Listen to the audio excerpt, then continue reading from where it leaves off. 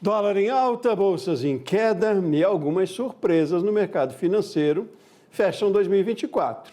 Para o PIB, o Produto Interno Bruto, segundo o IPEA, o Instituto de Pesquisa Econômica Aplicada, o crescimento chega a 3,5%.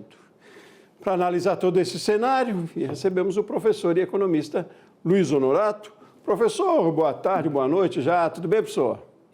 Oi, Sebastião. Boa noite. Ótimo, obrigado, viu, por atender a gente aí no último dia do ano.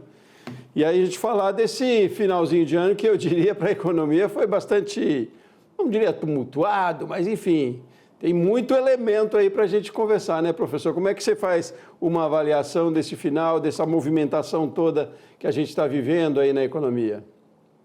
Pois é, Sebastião, a notícia boa foi do crescimento da economia, mas, como sempre, um crescimento pequeno, né, dada o potencial de crescimento econômico que o Brasil tem, mas é uma notícia a se comemorar. Poderia também termos notícia negativa relacionada ao crescimento econômico do Brasil. Agora, o que chama atenção são as perspectivas para os próximos anos. A gente conhece lá na economia, na teoria econômica, né, o ciclo econômico ou ciclo político relacionado à ação, à atuação governamental na economia, né? Geralmente, né, historicamente, a gente observa que governos iniciam suas administrações segurando a rédea, poupando, né, fazendo reformas, tomando medidas antipopulares, para poder fazer, inclusive, caixa para os últimos anos, sobretudo o último ano, poder gastar mais e conseguir os seus objetivos. Porque, Sebastião, a classe política quer continuar no poder, quer se reeleger.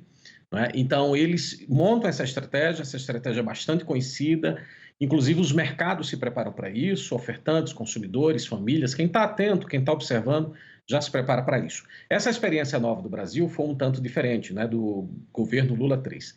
Ele já começou com o pé no acelerador, tínhamos uma política de contenção de gastos, né, para conter crescimento da dívida, para conter déficits. Ele foi abandonado pelo novo marco, né, o novo programa de política fiscal, né, e o mercado olhou com muita desconfiança, mas deu um crédito de confiança, acreditando que poderia ser cumprido. No primeiro ano, a gente não cumpriu esse marco. O segundo ano, provavelmente, a gente também não vai cumprir. Por quê? Porque o governo confiou muito em arrecadar receitas, mas isso sempre tem um teto, isso sempre tem um limite, né? O que não tem limite é a despesa, né? E o governo continuou com o pé no acelerador, continuou gastando muito recurso, muito dinheiro, né? E agora o mercado começa a olhar com muita desconfiança para os rumos do Brasil. O Brasil ele tem uma dívida hoje superior, né? O déficit público superior a 80% do PIB, que é muito significativo. Né? É uma dívida em real, não é uma dívida em dólar. A gente não tem problemas de balanço de pagamento e de falta de reservas. Isso não é um problema no país hoje, graças a Deus. Né? Outros países vivenciam essa dificuldade.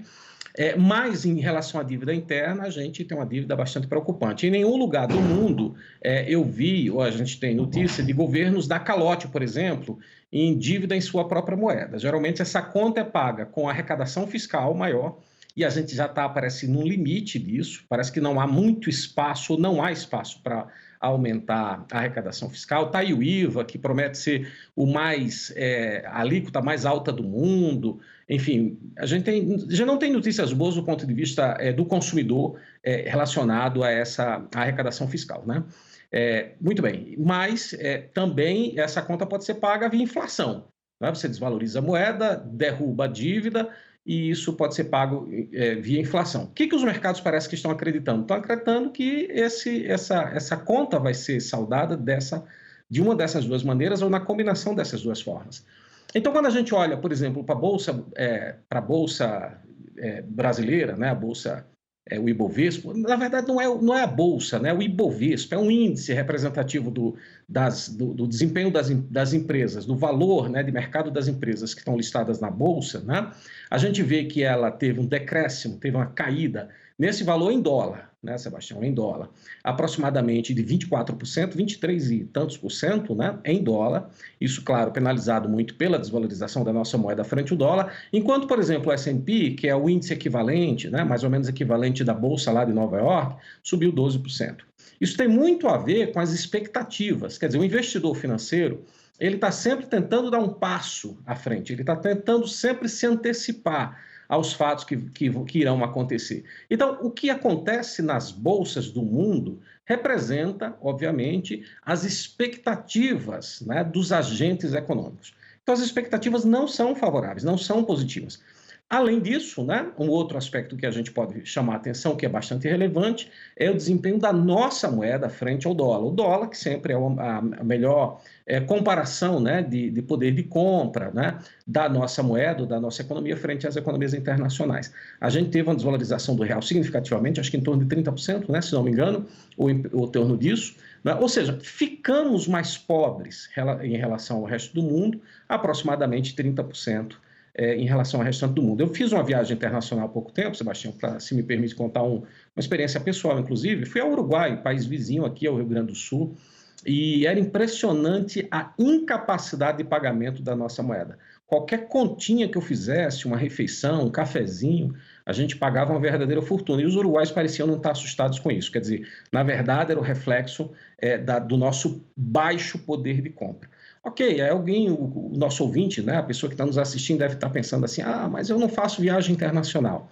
Pois é, mas essa alta do dólar, provavelmente, né, provavelmente não, isso a gente já pode colocar na conta, né, vai ser refletida na inflação futura. Então, a inflação deve, né, recrudescer, deve aumentar, esses preços vão ser repassados aos combustíveis, aos alimentos, às roupas, né, combinada uma alta, né, das alíquotas ou da arrecadação fiscal. Então, a expectativa para 2025, os mercados projetam, não são positivas. E isso se reflete no desempenho das empresas ou das principais empresas listadas na B3. Né? O que a gente vê são empresas endividadas, boa parte delas com dívidas em dólares. Quando não é em dólar, é em real, nós temos uma taxa Selic que se eleva a cada reunião, se elevou nas duas últimas reuniões, né? Os mercados já chegam até a projetar 17% da Selic até o final do seu ciclo de alta, e esses valores todos, eventualmente, obviamente, são refletidos no custo de capital às empresas. As empresas, portanto, precisam repassar essa conta, né, ao consumidor. E aí os produtos vão ficando mais caros, isso garante, né, contrata uma inflação expressiva, uma alta da inflação para 2025. Bom, além disso, nós temos uma arrecadação fiscal que bate recordes, tem que ser feito isso, sobretudo porque na perspectiva do atual governo, parece que esse é a ferramenta, esse é o mecanismo que se tem, né, para fazer frente às responsabilidades governamentais. E lembrando, né, se a gente pensar nos ciclos políticos da economia, né, ele começou com o pé no acelerador, o governo, né, Lula 3 começou com o pé no acelerador, 2023, 2024, então o que a gente pode esperar em 25 e 26? Um freio, um pé no freio pode significar um desempenho negativo, né, na próxima eleição. Então o mercado não espera isso, o mercado imagina que o pé vai acelerar ainda mais. Né? Já tem agentes no mercado, já tem analistas, que comparam, inclusive, com o ano 2015, né, onde a gente perdeu o freio, perdeu a mão, a gente perdeu a mão relacionado ao endividamento público, a dívida pública frente ou comparativamente ao crescimento da economia. Né? A gente já passou dos 80%, Sebastião, 80% do PIB. Significa mais ou menos o seguinte, que se a gente começasse a trabalhar, todo o país, né, toda a economia brasileira, apenas para pagar as dívidas, ou seja, trabalhasse, não consumíssemos nada, não comêssemos, só para trabalhar para pagar a dívida. Nós passaríamos 80% do período do ano, né, que seria mais ou menos 9 meses e alguns dias, trabalhando para zerar essa dívida. É muito grande, a gente fez uma dívida muito alta, a gente tem uma dívida muito alta. Há pessoas que comparam essa nossa dívida pública, por exemplo, com dívida de países desenvolvidos, como Estados Unidos, Japão, mas eles se endividaram, eles são ricos, né? Eles se endividaram para criar infraestrutura, para criar uma realidade econômica muito diferente da nossa. A gente se endividou e a gente olha para a cena, né, do nosso país, do ponto de vista de infraestrutura, saneamento básico, desempenho educacional, sistema de saúde, e a gente tem dificuldade para justificar uma arrecadação fiscal tão elevada, uma dívida pública tão elevada, e essa dívida, claro, vai ser levada para as futuras gerações. Né? Nós vamos continuar pagando e as futuras gerações haverão de pagar. Nossa dívida não é comparável aos países de renda média, como é o caso do Brasil, né? A gente tem o dobro praticamente da dívida pública do México, a gente tem uma dívida pública também quase o dobro da Colômbia e de países que têm uma renda parecida com a do Brasil, né? Então, assim, a cena para 2025, ela é de muita expectativa. Os próprios mercados financeiros já mostram, já evidenciam a sua expectativa baixa, né, ou bastante deletéria em relação à economia, e o governo precisa, né, a equipe econômica do governo precisa tomar medidas que eventualmente não são as desejadas para a equipe econômica, mas precisam tomar para segurar a rédea, para não perder o controle da inflação, para não perder o controle do câmbio, né, e você melhorar o ambiente de negócios, melhorar o desempenho da economia como um todo, para, inclusive, manter esse bom desempenho, esse razoável desempenho de crescimento econômico do Brasil. A ministra Tebet, né, Simone Tebet, declarou há algumas semanas atrás, expressou a seguinte frase, né? O Brasil tem que caber no seu orçamento. É isso, tem que caber. Não pode gastar o que deseja, o que quer, mas tem que gastar aquilo que tem capacidade de gastar. O governo não pode competir com o setor privado pela poupança, pelos recursos, né? Ao contrário, tem que ser um parceiro, porque no final o Brasil é essa nave, né, que todos nós estamos nela, e a gente torce para que ela tenha o melhor desempenho possível, né, Sebastião? Pois é, professor, não, é interessantíssimo essa explanação que você coloca para a gente, essa aula de economia que você está, né? Mas para além da macroeconomia, de todas as decisões políticas, das estratégias políticas e econômicas, e eu pergunto para o setor produtivo, para nós, inclusive consumidores, que estratégia também, diante desse cenário em que a gente se torna, eu não sei, é parte ao mesmo tempo quase que refém, se pode fazer para que o comprometimento talvez não seja tanto na renda, não seja tanto no gasto, no custo, trazendo para o chão da fábrica aí um pouquinho, professor, e puxando também para o agro, estratégias nesse sentido, mas para dentro da porteira, e é claro com toda essa dependência macro, mas o que ainda é possível se fazer para 2025? Então, depende muito do padrão de cada pessoa, óbvio. O que eu posso traçar aqui são linhas mais generalizadas, mais gerais, que serviria talvez para todos nós, né? E aí ela serve para qualquer momento, sobretudo em momentos como esse, em que as expectativas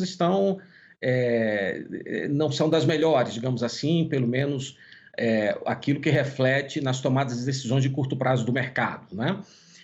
Óbvio, cada pessoa, né, deve ter uma preocupação muito grande é óbvio isso, mas o óbvio tem que ser dito, né? Dar o seu melhor no mercado de trabalho, dar o melhor na sua vida laboral, trabalhar, estudar bastante, se esforçar para ter uma expectativa melhor. Do ponto de vista das suas finanças, cada um de nós deveríamos contar em poupar uma parte dos nossos recursos ganhos. É uma regrazinha de bolso, Sebastião, que diz o seguinte: cada consumidor, cada família deveria poupar pelo menos 10% daquilo que ganha. Né? Eu sei que em alguns casos é difícil, mas isso deveria ser uma expectativa de todos. Né? Algumas sociedades que têm uma cultura, que têm um comportamento diferente do nosso, essas famílias conseguem fazer isso com muita facilidade. Historicamente, a gente observa isso. Né? São culturas mais orientais, eles têm dificuldade, inclusive, do ponto de vista de política econômica, estimular consumo, porque as pessoas têm um comportamento de muita poupança, né? De muita reserva. Mas deveríamos reservar, deveríamos guardar pelo menos 10%, deveríamos nos preocupar, né, para cenários mais deletérios. Bom, antes disso, né, se o sujeito tem dívidas, ele deveria se preocupar em pagar suas dívidas, em zerar suas dívidas. Se ele tem dívida cara, por exemplo, dívida no cartão de crédito, ele deveria tentar buscar uma agência bancária, um agente financeiro e buscar uma dívida mais barata, né, que ele pudesse criar condições e um planejamento que ele pudesse quitar essas dívidas o mais rápido possível. Depois, ele deveria, então, iniciar um período de poupança. Mas tudo isso, Sebastião, leva o sujeito a pensar na seguinte perspectiva: eu preciso gastar menos do que ganho. né? Porque a gente não sabe o que é amanhã, a gente não tem noção das dificuldades que podem passar, problemas de saúde, ou mesmo se a gente tem uma expectativa, algum sonho de consumo, de uma viagem, de um carro, da casa própria, dependendo do padrão e do momento da vida de cada pessoa. Não é? Mas então, a pessoa deveria estar poupando, não é, pelo menos 10%. Ah, mas você tem uma situação mais tranquila, vale a pena pensar em poupar 20%? Claro. 30%? Óbvio. 50%? Melhor ainda. Você mora com seus pais, é jovem, pode poupar 50%? Faça. Né? Deve deixar uma reserva de emergência. O que seria uma reserva de emergência? Deixa um valor equivalente a 6 meses de salário ou 6 meses do seu custo de vida numa aplicação financeira como o CDB, por exemplo, que tem liquidez plena, né? Você resgata no mesmo momento em que você faz a solicitação para uma situação emergencial, um problema de saúde, um desemprego.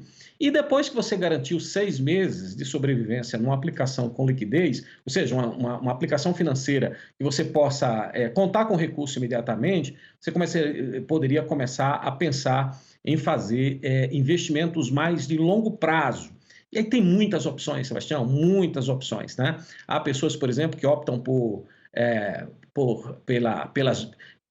entrar na Bolsa, né? Ou ser um usuário da Bolsa de Valores e comprar pequenas empresas, né? Pequenas empresas não, perdão, pequenas participações em grandes empresas, né? Ser acionista da Petrobras, da Vale do Rio Doce, entre outras grandes empresas do Brasil que estão lá listadas na Bolsa, para pensar numa perspectiva mais de longo prazo e de futuro. Para o produtor rural, Sebastião, é fundamental, acho que algumas coisas. Primeiro, ele entender das incertezas do mundo em que ele vive, né? O mundo da atividade agrícola, rural, tem muitas incertezas, né? É um ambiente econômico mais, talvez, hostil para o produtor. Por quê? Porque ele está diante de várias incertezas climáticas, ambientais, naturais, de mercado, cambial, enfim, é uma infinidade de incertezas que ele vive. Então, ele tem que fazer hedges, né? Fazer, entre aspas, seguros.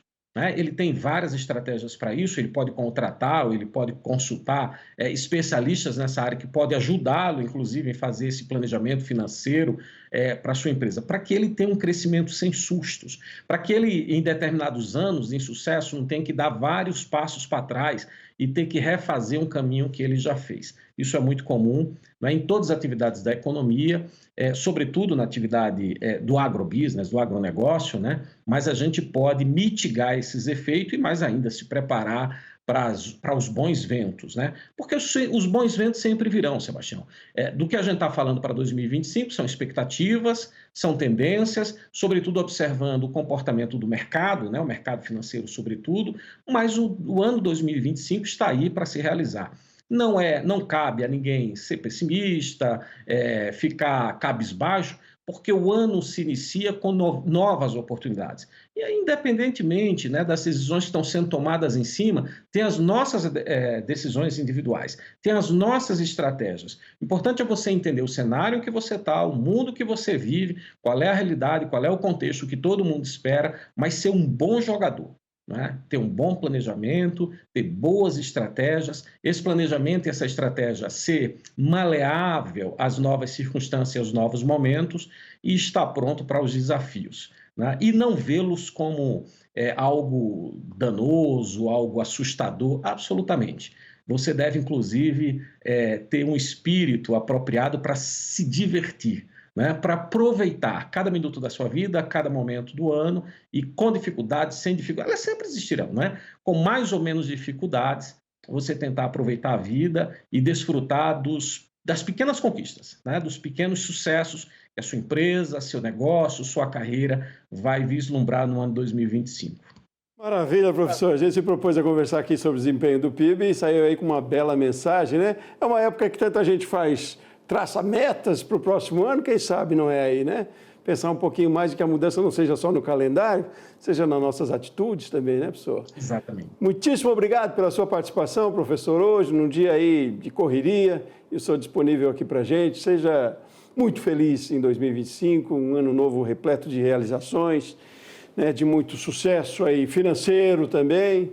Muitos abraços, professor. Até mais. Volte sempre para conversar com a gente. Obrigado, Sebastião. Um abraço. Feliz 2025 para todos nós, Sebastião. Muito bem. Ótimo. Um abraço. Vamos